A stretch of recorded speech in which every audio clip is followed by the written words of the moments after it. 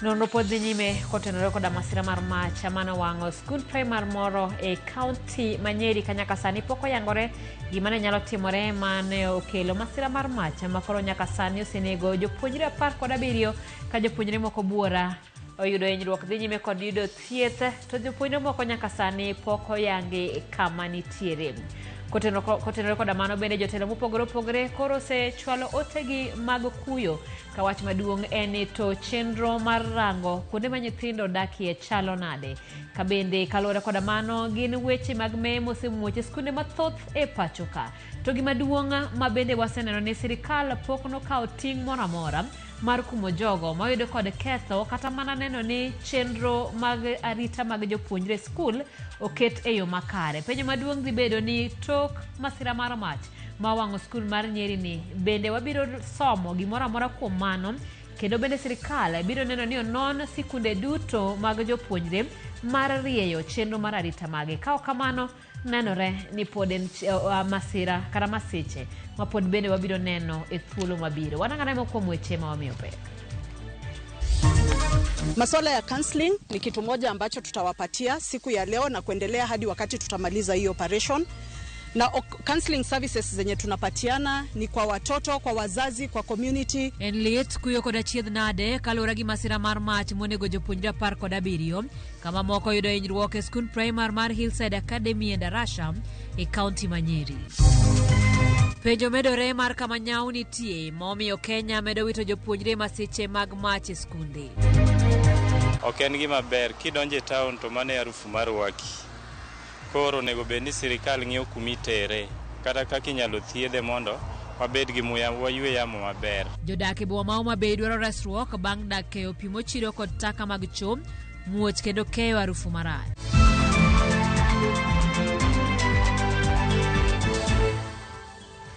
Nyakoromogi bed kodwa chakruok nyaka giko mar chenro mar weche manyien mago yimore kaka pile. Yudwe na bwa marote machuo karia deka uchiel no kao kamano bende yudwe achiel kachiel e mbui mar YouTube Ramogi TV, achiel kachiel e mbui mar Facebook, bende waidore mbui mar Instagram kachiel koda mbui mar X. Nyinga Simfrozo Kinda, jaloko marwa en Elizabeth Otieno. Kawachako en ni kwan jopuonjre moito ngimagi masira ma coach mar mach ma omuoche skul primar ma Hillside Academy e Ndarasha manitiere kaunti ma Nyeri ochopo jopuonjre 17 tok japuonjre machielo wito ngimane e kinde mane oyudo thieth. Report yango ni mach nomuoche kar saa 5 mar otieno ma piny orugo kawuono kendo wang'o od nindo mar yawuoyi e skulno. Jopuonjre 14 report yango ni pod dhi nyime kod yudo thieth mopogore e pacho ka nitiere jopuonjre ma nyaka sani pod ok ong'e ndachgi. Mae chal skul primar mar yawuoyi kod nyiri mar Hillside Private Mixed Primary School e Ndarasha mantiere kaunti ma Nyeri. Ka e kama ngima jopuonjre buora olalie. Mwandu mag jopuonjre bende wang' molokore buru. Oteni kod mwandu mamoko koro lokre mana chumbe mar otenge. Report yango ni majni nomuoche kar saa 5 mar otieno manyoro e kinde mane jopuonjre nindo. Kubni kod gige pi lagre lowo. Ranyisi kaka oganda notemo rakre kod majno. Sirikal yango ni majno nomuoche kar od nindo mar jopuonjre ma yawuoyi mane riko tingo jopuonjre 156 mantiere kind grade 4 nyaka grade 8. The country has woken up this morning to very devastating news from this school and from this county. We have lost some of our children who have been studying here. And therefore, at the outset, I want to say that the government of Kenya sends the deepest sympathies and condolences to the families whose children have lost their lives or have been injured as a result of the fire that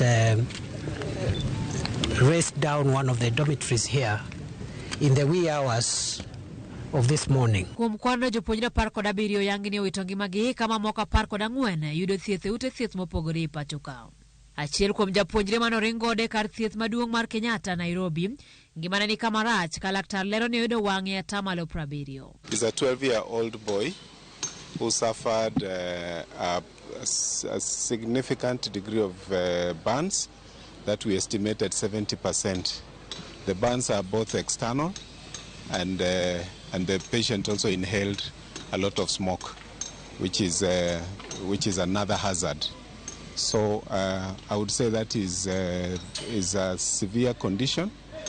We are doing our best. We have put him on life support, and is receiving all the due care that is possible within our means. Nyake sama ne wadhi yamone poko yang kama jopuonjre duto mane oninde odno nitiere kaluwore ni jopuonjre moko noringo jote ute mantiere alwora mar skundno ka moko nosekaw kod jonyuolgi to mamoko ichich ni nyalo bedo ni owang' molokore buru. Some of the children tried to escape the tragedy, and they ended up being hosted by neighbors and the community around, and so there are some children who are still alive and well, but they are of course traumatized, and they are in the hands of those who gave them refuge last night in that early morning.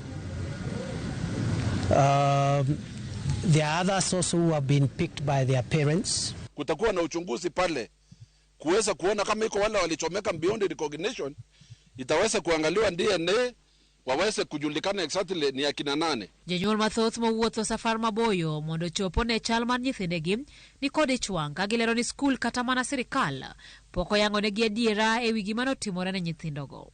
Riwruok mar Red Cross osechako chenro mar konyo manyo jopuonjre mapok oyudi, kendo gisechako chenro mar hocho ne jopuonjre, jonyuol kod jopuonj. Masuala ya counseling ni kitu moja ambacho tutawapatia siku ya leo na kuendelea hadi wakati tutamaliza hii operation.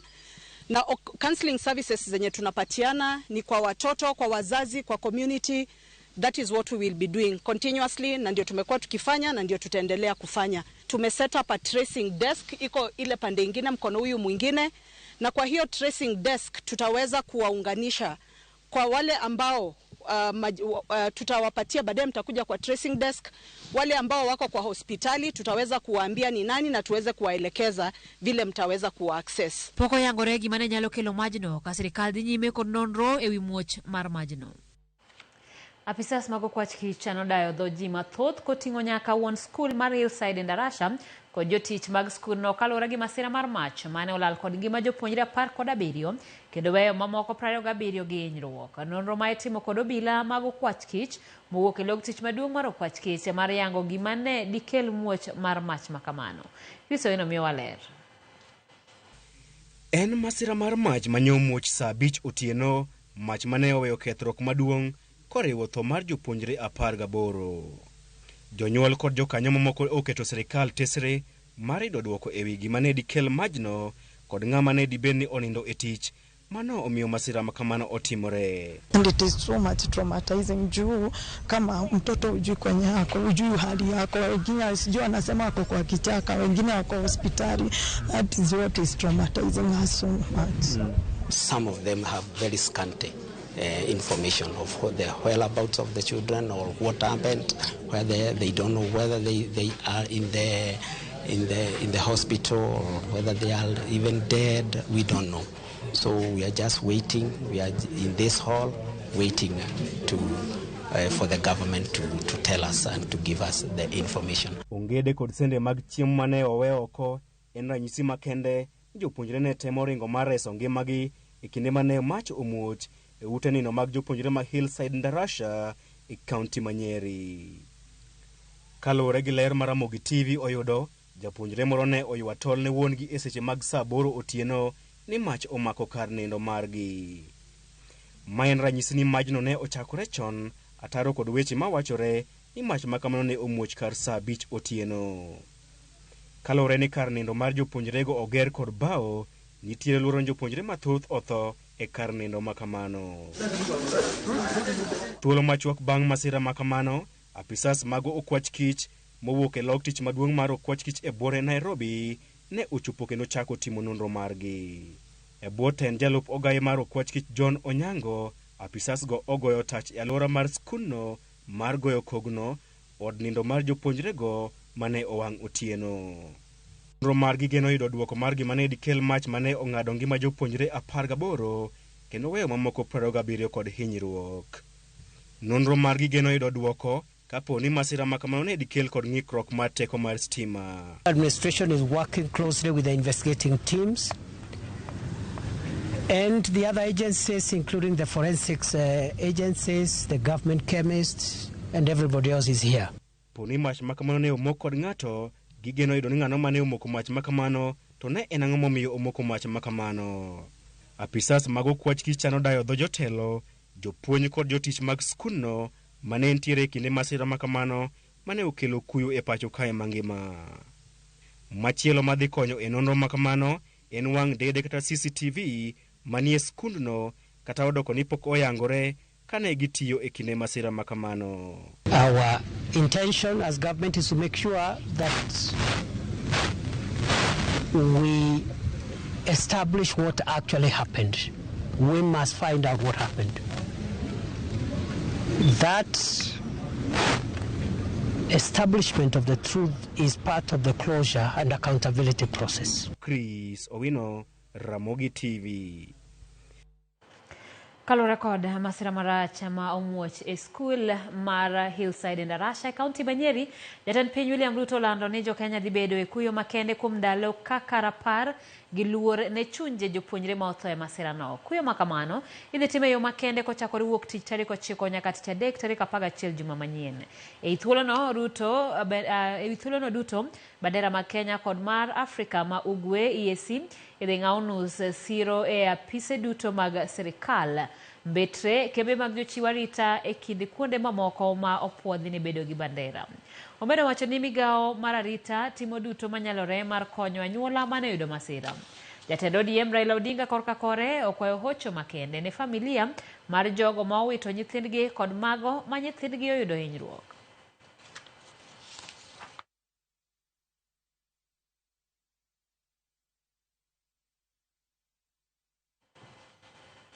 Masira mag mach e skunde medore e pacho kae bang' skunde ariyo e kaunti ma Makueni bende wang' otieno manyoro. E masira makamano, kuonde nindo mag jopuonjre mag skunde yawuoyi mar Mayana kod machielo mar St. Peter's Clever Kithuki e gwenge mag Kathonzweni ne owang'. Kuom hawi maber, onge japuonjre mane oyudo hinyruok e masira makamago. Masira makamago koro chwalo kwan skunde mosewang' e kaunti ma Makueni nyaka 5 e juma achiel mokalo.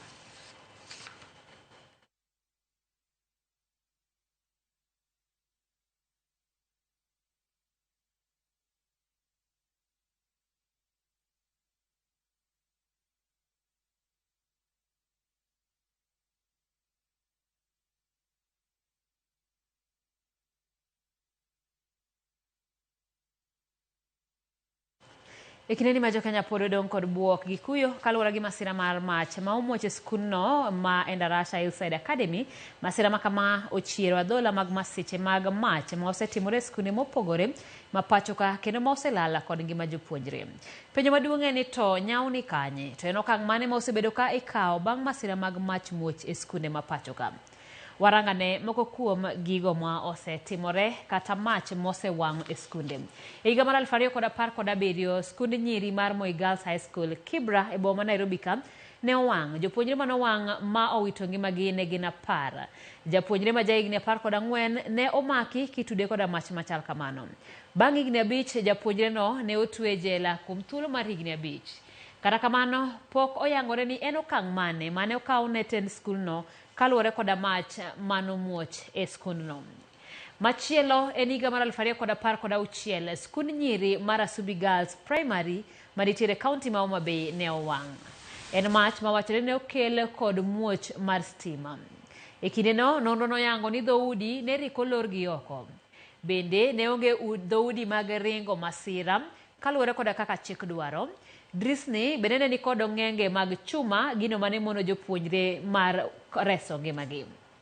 Nyakoromogi bende mana ka pod wantiere skul mar Asubi Girls, jopuonjre mane owang' ma otho ne gin 8. Okang' mane manokaw ne tend sikul, okang' mane manokaw ne tend kata pisas mag sirikal, nyaka sani onge gimoro amora mosetim kaluwore koda mach machalo kamano. E higa mar 2010 skul yawuoyi mar Ndarasha kaunti ma Nyeri ne owang'. Jopuonjre mane owang' ma owito ngimagi ne gin 2. Jopuonjre 11 ema ne otia mach e od nindo. Ne odonjnegi gi ketho mag nek. Okang' mane manokaw ne Tend School kata pisas mag sirikal nyakoromogi nonro yango ni onge ng'ata ma bende koro nokaw ne okang' mar chik mar mondo mi ne wach makamano chopi kata mondo jok manohinyore yud ratiro maggi. E higa mar 2001 skul mar Kianguli Secondary manitiere kaunti ma Machakos, jopuonjre ne owang' e mach e skulno mano wito ngimagi ne gin 67. Jopuonjre gi ma johigni 16 ema notiayo mach e skulno. Od nindo ne ni kod jopuonjre 100 ma yawuoyi. Penjo ariyo pod odong' kanyo ni en okang' mane okaw ne Tend School kata apisas mag sirikal ma ochung' ne arita mag jopuonjre skunde.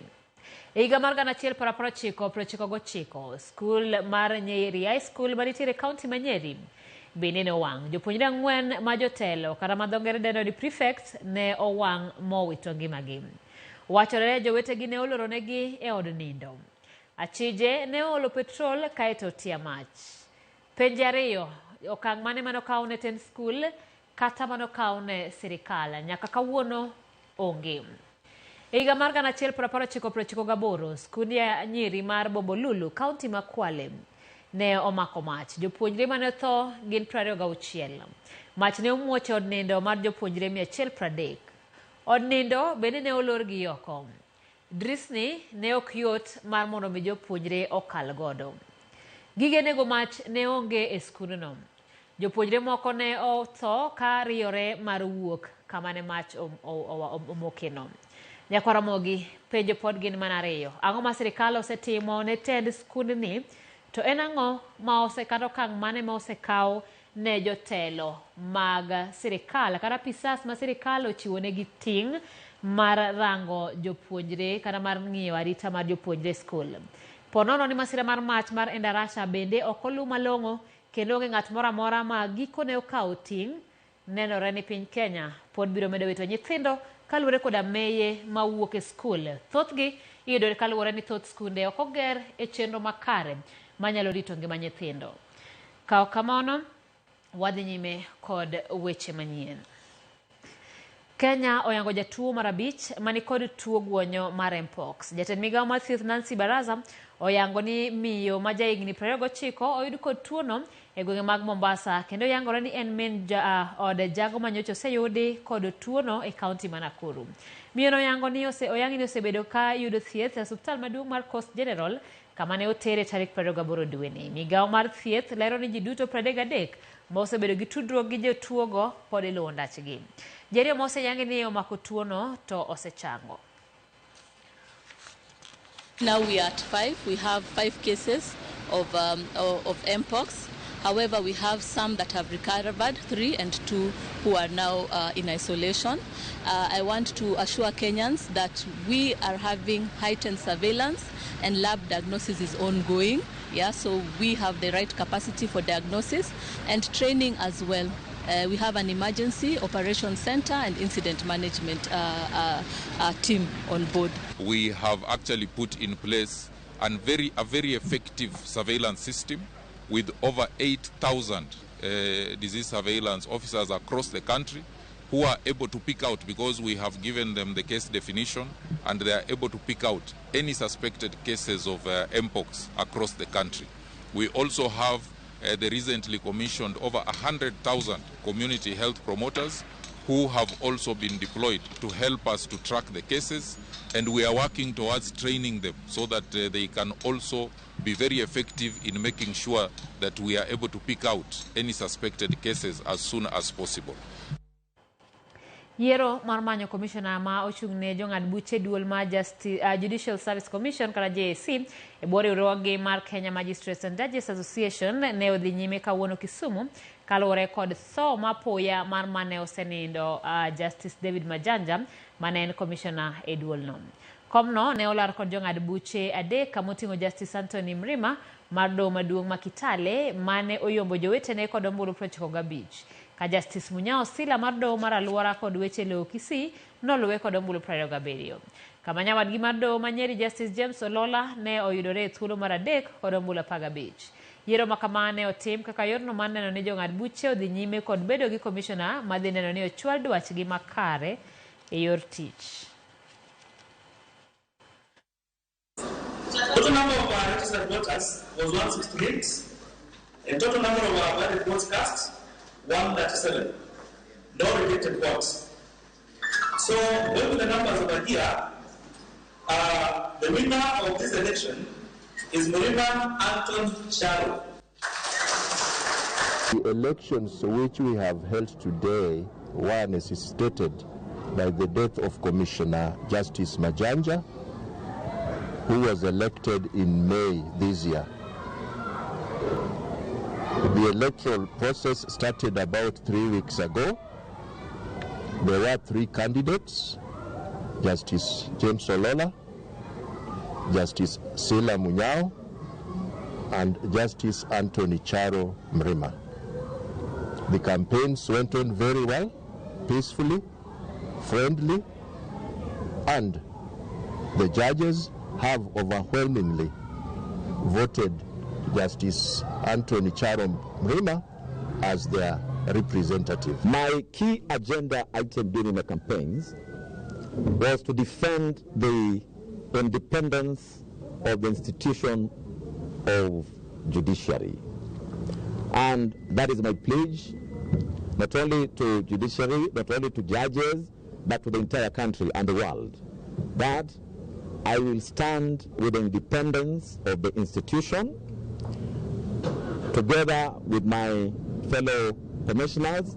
We will endeavor to follow what the Constitution calls us to do. Nyakaramogi sa adek gideka prareko dario wakawiyo mokwongo chenro en maroi moreki gidhi mabor podwa kodi weche mathoth.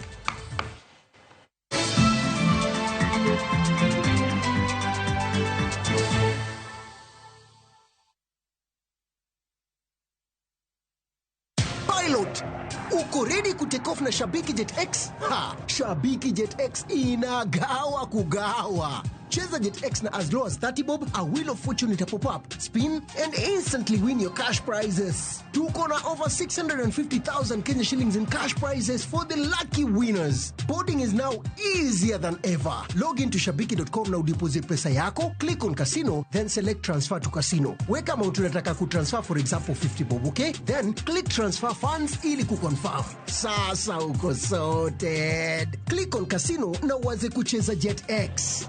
Ingiza wenzako na bado ubebe a share of the 650,000 Kenya shillings in cash prizes. Fly, spin, and win with Shabiki Jet X.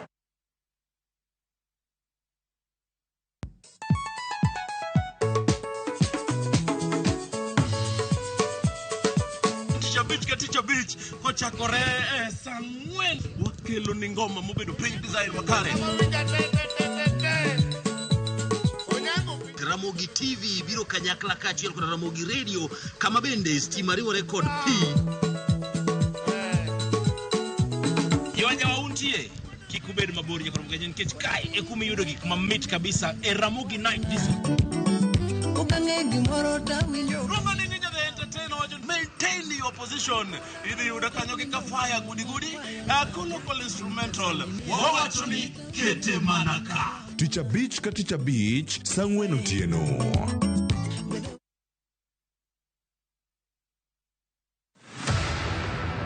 Ngima maichiko gi gik ma ji ohero, jolupgi kod uma ma ji yudo e mbui. Kokidwar pichana Rom gi miyo moro ma chunye chandore nikech uma, to olokore misumba e mbui. Jogo kia gik ma pusga, jogo kia nanga mama di mama. To nyare oting'o ting' mapek nikech gik mane otimore chon. Mama na en socialite. E piny ma pach ji ni e mbui seche te. Abed maber ago i picha. Adwa posti ka uono. Be miyo ni biro fwenyo nengo mar ngima madier kapok sa odeko ahinya.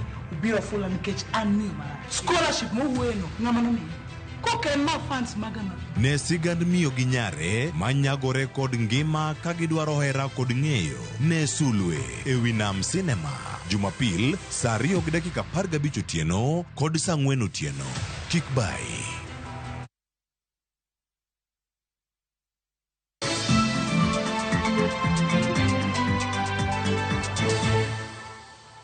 Machiegni kendo nyakoromo gi jopiny e boma Homa Bay ogolo ywak kaluwore gi chal marach mar kar puko minyaga manie bomano ma bende kelo muya marach kendo hinyo joma tiyo e alworano kod jowuoth madonjo e chuny boma. Kaka jafwambo marwa e kaunti ma Homa Bay Ali Abich lero, tend kambi mochung'ne keyo pi kod rango ler e kaunti no ma Wasco yango chenro manitiere mar daro oko kar minyagano ka itere oko mar boma.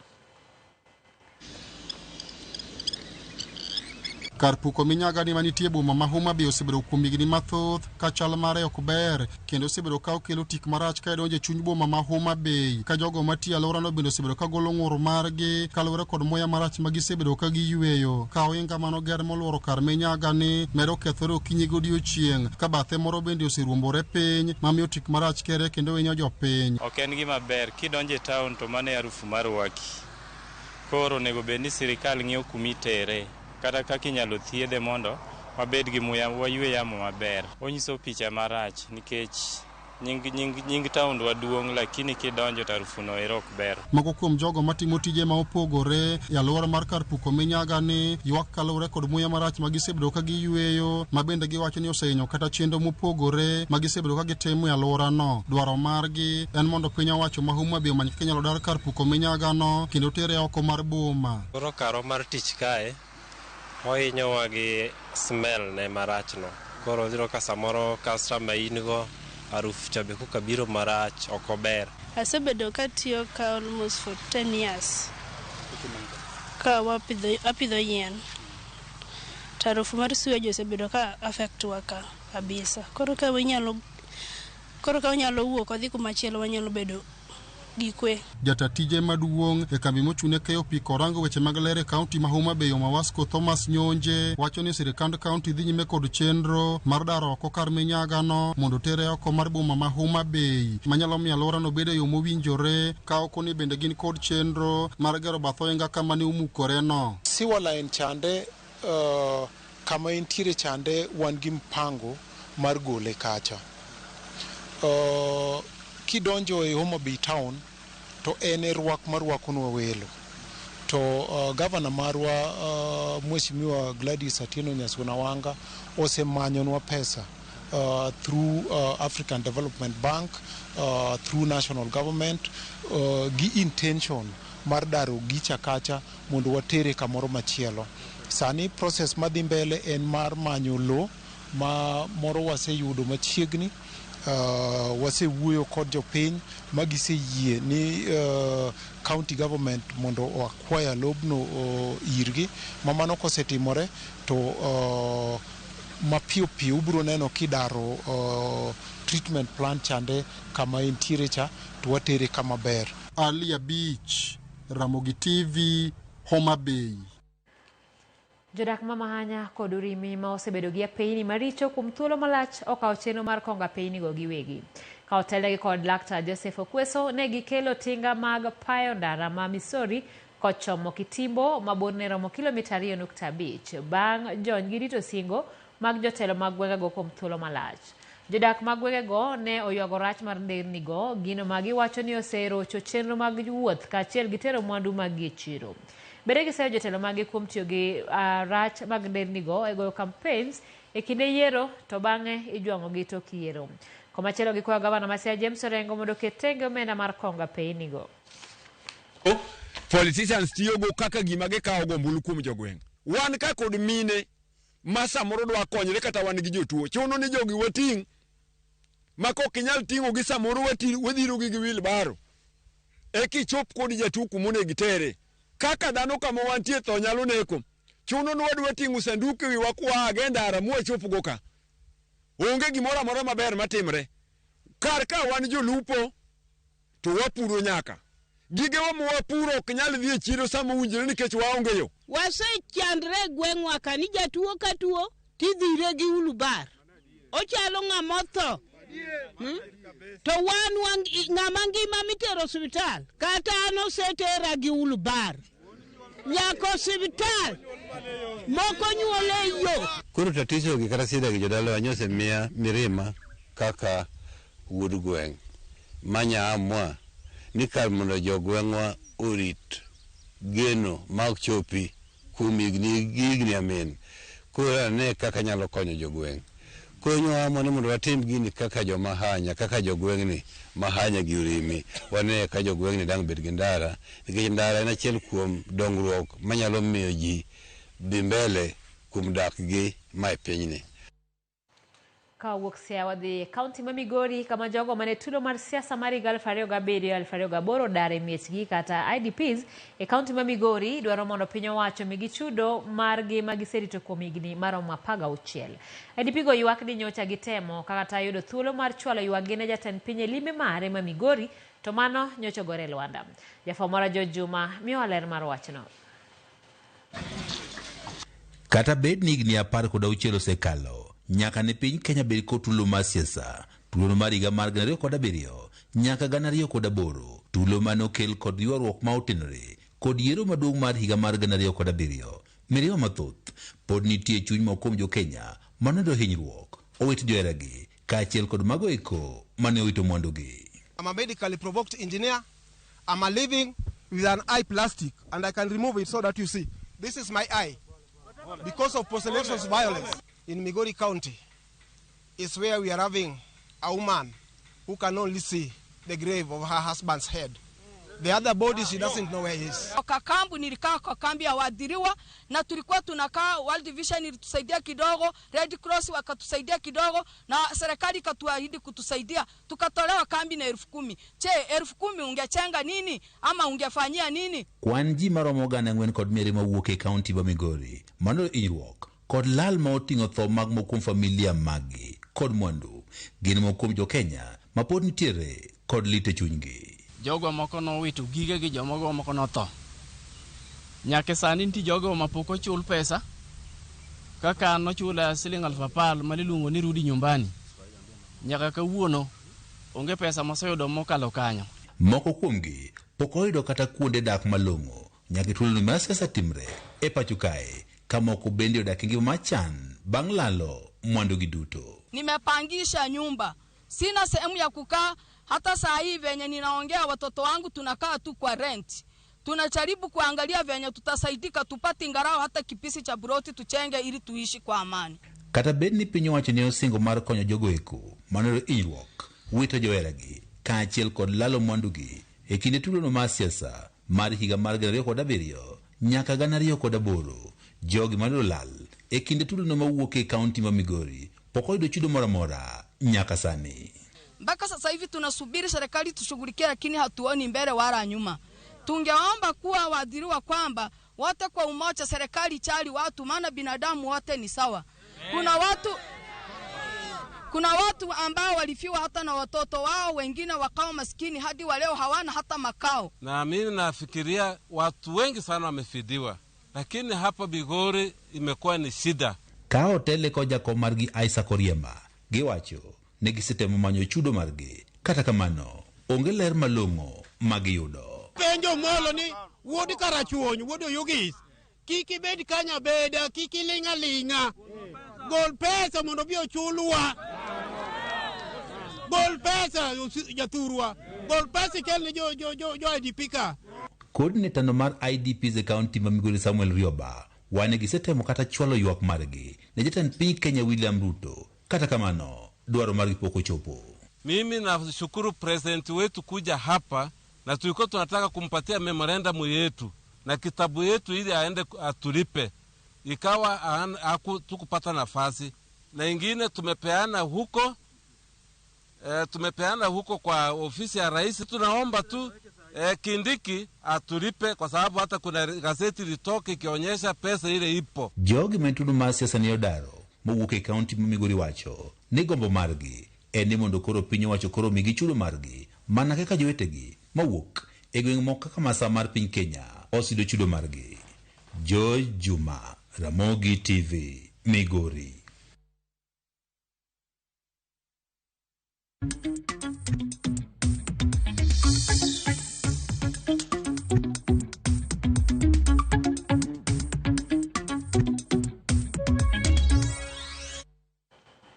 weche mag ohala ni nok mar omena okwako chirni mag kaunti ma Homa Bay ka johand omena to tudo nok mar omena e chirni gi chenro mar lupo magiwacho ni dok piny kalore gi sand ma obila ma Uganda osebedo ka sando gi jolupo matiyo gi nam lolwe. Nok mar omena e chirni bende koro miyo nengo ne omedore ka johala ywak ni ma nyalo miyo chenro mag ohala ok dhi makare. Dowedhe mantie kar chung od bura ma Suba South mathoth ne golo omena ma iuso e chirni mag Homa Bay. E chiro mar rech mantie boma ma Homa Bay, omena manumu gorogoro achiel mane uso siling 450, sani johala uso nengo mar 600, ka motuo to wuok e siling 300 nyaka 450 kuom gorogoro. Gik mineno mamoe ewi rak kagi. Ndo achiel en siling 2,000. 2,000 kata bed mana ni use 100 ok gol. Wawinjo matek. Aya, ibiro idoga piko, pok ichamo lunch, pok ing'iyo ni itido gimoro amora. Koro wawinjo matek, onego meno dog nwa chien, onego bendi ka ng'eny ahinya, to bede 1,300 kata gi 200. To mae ni 2,000, 2,000 onge gimiyudo. Joma omo omena wacho ni jo Uganda ka omena dhigo emomiyo bei tek ka gikelonwa. Emomiyo kowa ywak negi polis ma Uganda otamore ni bei nyaka joko klup kocha gibiro gi ka omena Kenya. Koro giomo Kenya to gidhigo Uganda. Koro jo Kenya be laro gi Uganda. Koro mae mokelo wa nengo omena moidho man malo emomiyo wan gi kech ma ok wanyal yudo ngufu. En wach matek nikech ka gidhi e nam to jo Uganda goyogi. Koro gin be ka gidhi kucho to gikawo gi force, koro jomoko igoyo majego moko be inyume nam, mamoko be nyalo tho. Moko bende tho gadieri. Koro en be pod en mana wach matek. Koro ka wakwayo ni mondo giwenwa jolupo go mondo lunwa omena machiegni mok gihawo ka gidhi e Uganda mondo wayud interest maber. Duol mar Kenya Maritime Authority ogolo chik mar ndikruok manyien ne jolos yiedhi kaka yorno mar neno ni arita kod ndhadhu mar yiedhi oter rang'iny mamalo kendo mowinjore e pacho ka. Chik ma kama osir kod johond yiedhi, joriemb yiedhi kod jotend dho wedhe ka giwacho ni mae biro bero chenro mag hondo yie, kata kamano midhiero moko bende giywago mana kaka lipota marwa Millicent Adhiambo leronwa. E sekta mar ondho yiedhi maringo e nam lolwe pacho ka, lokruok limbo e chenrogi ka chik manyien mar ndikruok ma duol mar Kenya Maritime Authority ogolo weyo jondh yiedhi kod geno mar neno ber ponono okang' makamano obiro chopo kare. Aselose madhi higni karibu 8 kalosogi. Koro kana achako tich to asetiye maber moromo. Koro aneno ni ka ng'ato nyalo bedo ni oyangore ni en fundi ma ong'e gi Kenya Maritime, taparo ni mano nyalo bedo gima ber. Wadhi bedo funde ma nyalo tiyo kamoro amora. Jonyiewo kata jogo matiyo kod yiedhi gi e nam kaka joriembo bende mor kod chik manyien no, ka gikoni ndikruok no dhi medo gi chir mar tiyo gi yiedhi go nikech opuodhgi kod lony mabiro jiwo arita margi, gino madhi medo bero sekta no e yor ohala. Ing'eni seche mosepuodhgi ni ng'ani to loso gima ok nyal goyo abiria piny kata kopone akaw kuom yie molosona to ating'o go abiria to abiria gi ok nyal yudo sida e nam kucho. An aneno ni mano ber. Aneno ka dhi kelo konyruok kuom funde mondo gimbe ging'ere e pinje maoko, ma ka seche ma ging'ere no e ka ginyalo yudo custom. Jakombi Amiu bende puoyo okang' ma Kenya Maritime Authority okawo mar kelo ndikruok manyien ne joodh yiedhi, kata kamano odwa ni giti kodgi machiegni e neno ni chenro no ochopo kare. Mokwongo jogi nyaka ti gi beach management unit nikech kae mafunde gi ae to nyaka gi tudre gi beach management unit mondo gini exercise no dhi maber. Mama nyalo wacho ni en ber ne funde man along Lake Victoria. Ewi mano medo ni okang' makama biro konyo duoko chien masiche mag yiedhi manimo e nam lolwe kendo jiwo jondh yiedhi duto mondo ne ni oluwo chik mar ndikruok manyien kaka Kenya Maritime Authority dwaro. Awacho ne fundi moro amora mawinja sani ni owuog oko odhi o register BMU kata ka pok o register mondo mi Kenya Maritime Authority oyud nyinge gi e BMU mondo gidhi kucho mondo tijgi ni onere kaka ti. Kata obedo ni chenro mar ndikruok manyien ni geno nitie ni dhi kelo ber, gin midhiero mage manyalo bedo. Wan gi jomoko ma onge kama nopuonjre tich. Saboro ne en fundi tado. To ko lokore dichiel ni en oloso yiedhi to koro odhi oketho nengo tich aito quotation motimo be otimo quotation moko morem ma bang'e ochako tich aito bang'e to oduogo we tijno tiduogo iluongi kaka fundi mondo in midhi tiek tijno. To kwayo mane magin godo kotenore kod neno ni omed bero sekta ni marondho yiedhi. Giloso seminar moro to giluongo funde te to kata workshop moro ka giluongo funde to koro gitiego fundego. Bang' tiegogi timiyogi barua mowuok e Kenya Maritime mapuodhogi kaka funde. Nyalo bedo maber moloyo ka gichaka ni gidwaro ni ji approve barupegi to samoro kama ni some to ni ai maonge barua. Geno koro nitie ni lokruok mokele sekta ni ahinya to mar ndikruok manyien ne johond yiedhi dhi medo ndhadho e yore mopogore kaka weche arita, lony, dongruok e yor ohala kod nying maber mabiro nyayo tije hondho yiedhi ma pacho ka nyaka e tong' Kenya. Millicent Adhiambo, Ramogi TV, Dunga, Kisumu County.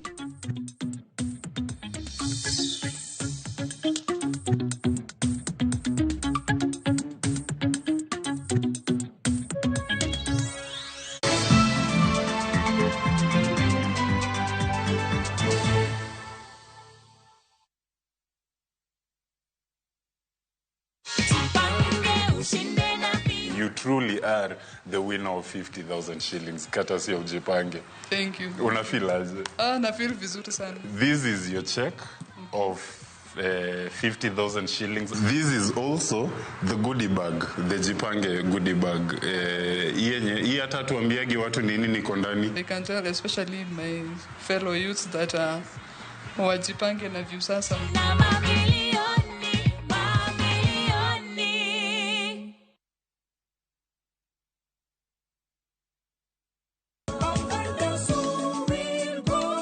Sabato ni wabiro bedo gi nyasi makende mar bedo gi yie.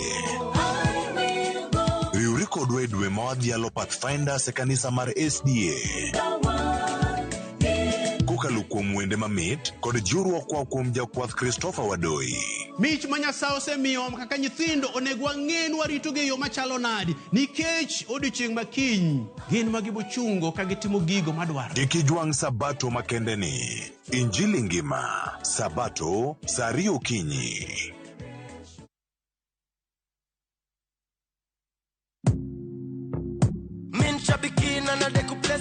Naitwa Daniel Kimanzi, nimetoka Kitui County. Mimi kazi yangu ni an engineer by profession. Shambiki Aviator, nilianza kucheza na pesa kidogo, nikimprove kidogo. Nilikuwa nakula tu natoa, nafanya kazi zangu, lakini mpaka saa hii ndo nimefika pahali nikakula pesa mzuri yenye inaweza nisaidia. Saa hii nikiwa nimesimama hapa, niko na furaha sana. Nimeshida 1.5 million kama venye mnaona kwa hii check. Hii pesa itaenda kunisaidia sana pamoja na familia yangu. Niko na watoto shule, italipia fee. Biashara yangu ya construction pia huwa inahitaji pesa mingi, itaniboost kiasi kikapital na pia nitaendeleza mambo mengine zangu.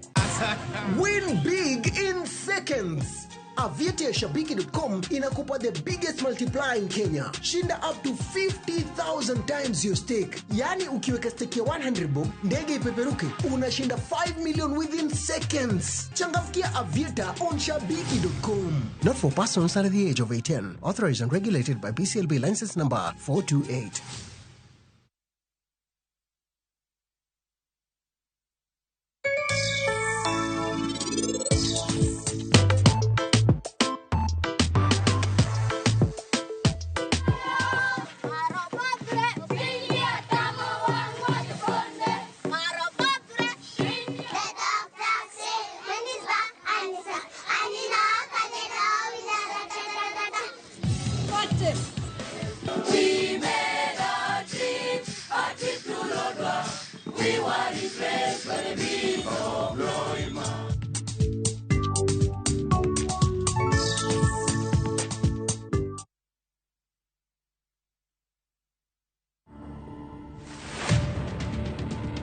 The same way I was told uko na ukimwi.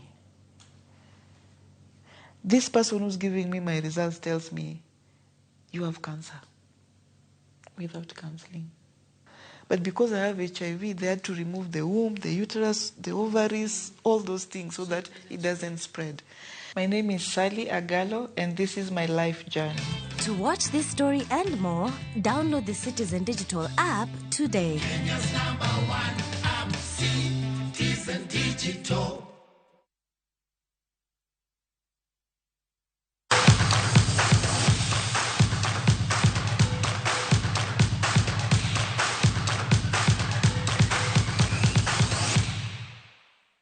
Machiegni pautuke lek mati mar Harambee Stars mar ng'ado tiko matugo e tuke mag pinje Africa AFCON 2025 ok ochako maber bang' wuok amodhi nono gi nono